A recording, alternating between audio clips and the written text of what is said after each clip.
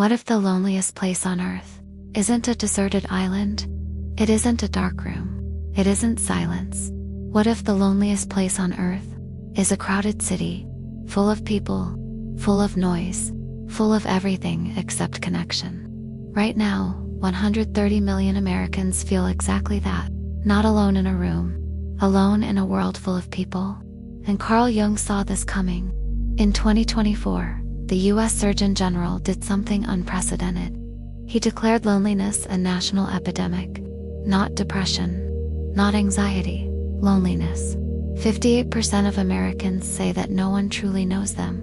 Not their partner, not their friends, not their family. Just no one. And this isn't just an emotional problem. Researchers found that chronic loneliness carries the same health risks as smoking 15 cigarettes a day. Think about that. We have entire campaigns against smoking, warning labels, restrictions. But loneliness, we just scroll past it. 30% of American adults feel lonely at least once a week. 10% feel it every single day. Every single day. And the most painful part, most of them are surrounded by people. Carl Jung spent his entire life trying to understand the human mind. And one thing he kept coming back to over and over was this. Modern humans are deeply, profoundly disconnected, not just from each other, but from themselves. Jung believed that every person wears a mask. He called it the persona. The persona is the version of you that you show the world. The professional, the friend, the partner, the one who always says, "I'm fine." And for most of history, the persona was a tool, a useful one. It helped us navigate society. But somewhere along the way, the mask became the face. People stopped knowing where the persona ended and where they began. And when you lose yourself behind a mask long enough, you become a stranger, even to yourself. Jung wrote, "Loneliness does not come from having no people around you, but from being unable to communicate the things that seem important to you." Read that again. It's not about being alone. It's about being unseen. And in 2026, with more ways to communicate than ever before in human history, we have never felt more unseen. Jung also talked about something he called the shadow. The shadow is everything we hide, everything we suppress, the parts of ourselves we're ashamed of, the anger, the sadness, the need for real connection. In a healthy mind, the shadow is acknowledged, integrated, understood. But modern life doesn't give us time for that. We work, we scroll, we perform, we distract, and the shadow grows. Jung warned that when a society collectively suppresses its shadow, when millions of people simultaneously refuse to look inward, something breaks. Not dramatically, not all at once, slowly, quietly, like a city slowly emptying of sound. 65% of lonely people describe themselves as feeling fundamentally disconnected from the world around them. Not just from people, from the world. That's not just loneliness. That's what Jung called a loss of soul. So why is this getting worse? Researchers point to what they call a perfect storm. The rise of remote work pulled us out of offices, out of the small, everyday moments of human contact that we never even noticed we needed. Geographic mobility means we move away from our families, our communities, our roots, chasing opportunities, leaving connection behind. And then there's the screen. Social media promised us connection. It gave us performance instead. Instead of being known, we became curated. Instead of being seen, we became branded. And the algorithm rewards the mask, not the face beneath it. Jung couldn't have imagined Instagram, but he described it perfectly, decades before it existed. He called it the collective inflation of the persona.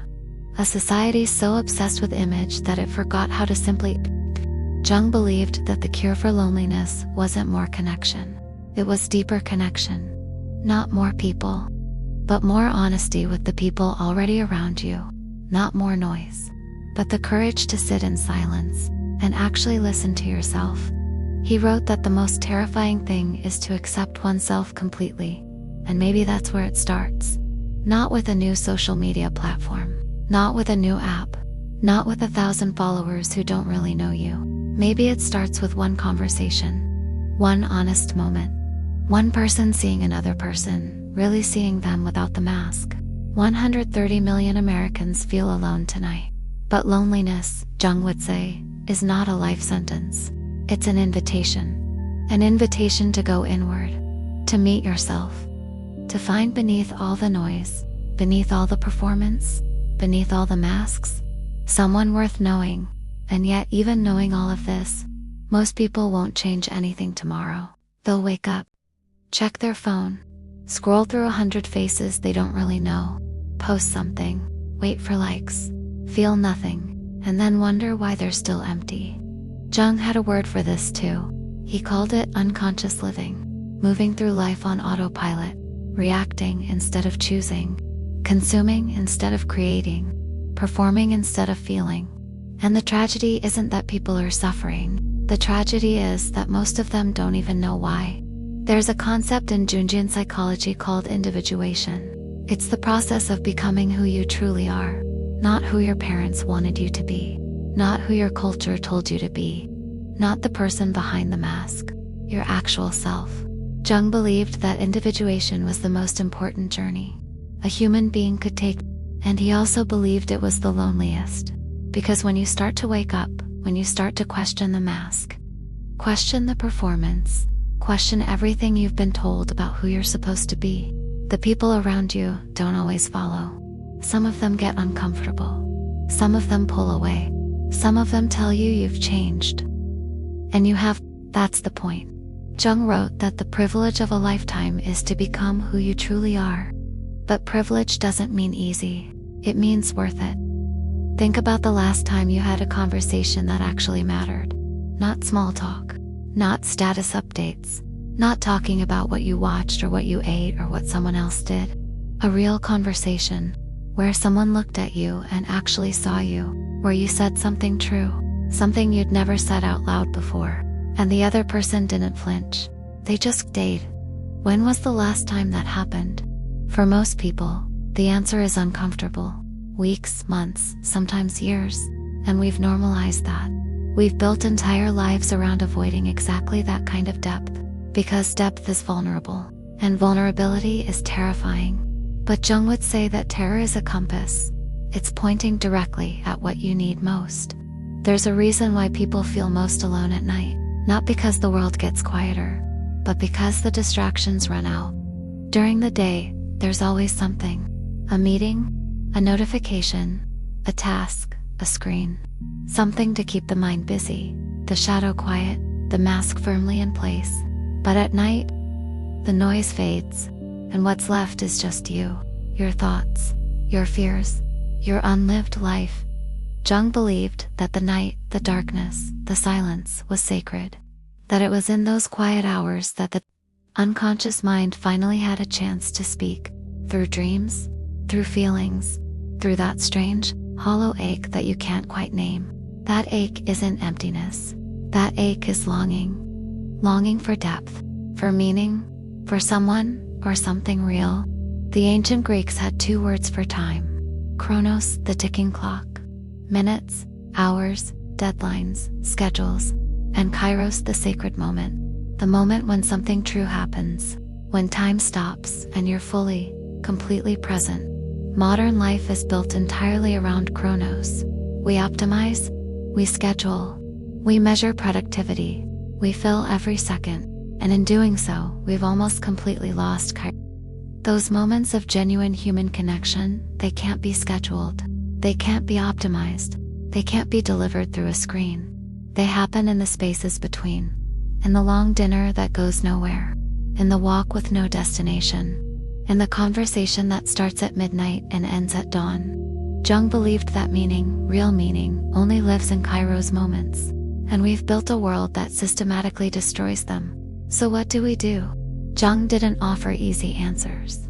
He was suspicious of easy answers. But he did offer a direction. Go inward before you go outward. Understand your own shadow before you try to fix the world's.